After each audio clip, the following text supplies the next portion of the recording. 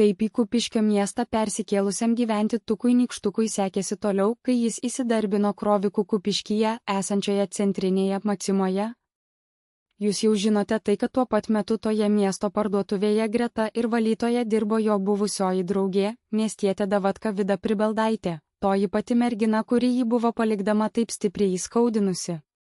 Pradžioje darbo metu tarp jų visiškai nebuvo jokio bendravimo, jis menkas, atsirado palengva jau kiek vėliau.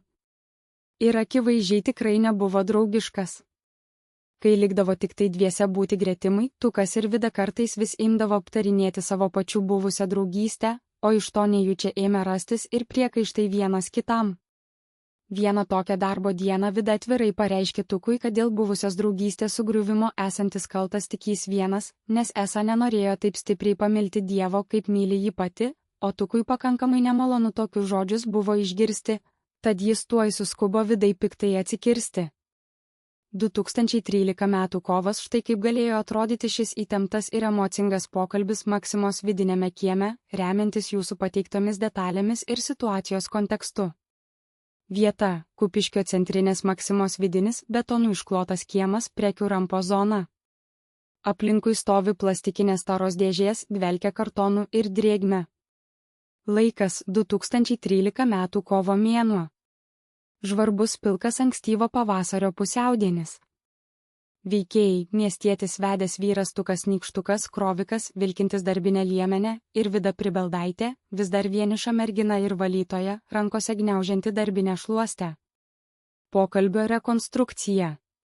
Tukas išeina į kiemą atsikvėpti po sunkių palečių krovimo. Čia pat prie konteinerių Vida krato dulkes iš šluostės. Abu akimirką stovi tylėdami, tvyro slegianti nejauki įtampa. Vida pirmoji nutraukė tylą, jos balsas persmelktas pamokslaujančio tono. Vida, žiūrėdama į Tuką su gailesčiu ir pasididžiavimu, žiūriu į tave, Tukai, ir širdį skauda. Bet pati matau, viskas susidėliojo į savo vietas. Dievas viską mato.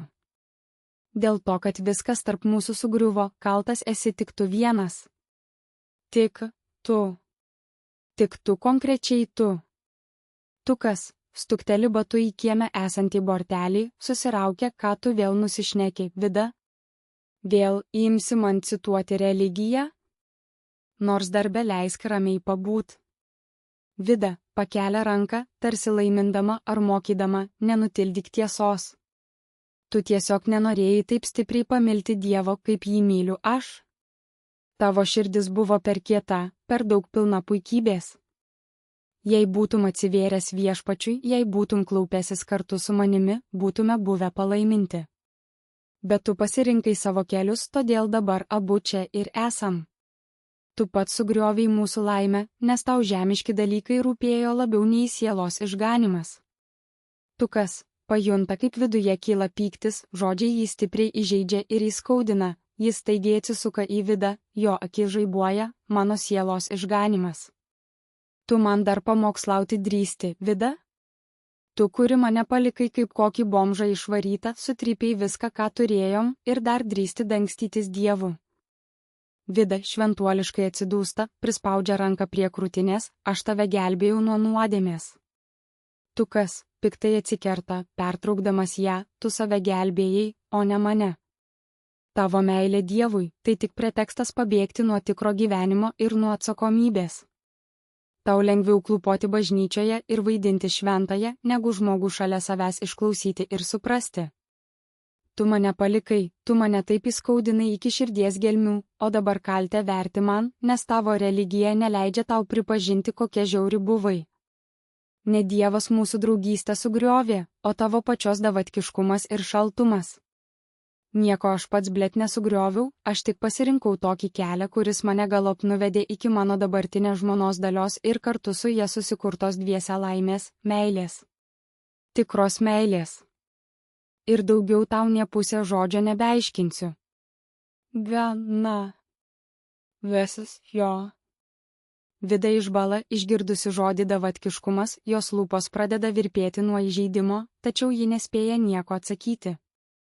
Vidinėme kieme pasigirsta sunkių žingsnių aidas, ateina kitas krovikas, stambaus sudėjimo vyras su akiniais. Tukas tyliai pro dantis nusisukdamas, žiūrėk geriau savo šluotos, o ne mano sielos. Nieko tu man nebepaaiškinsi. Šventuolė mieste mat atsirado. Tukas apsisuka ir piktai trenkia Taro sandėlio lauko durimis ir įeina atgal į patalpų vidų, palikdamas Vidą stovėti kovo vėjyje su savo priekaištais.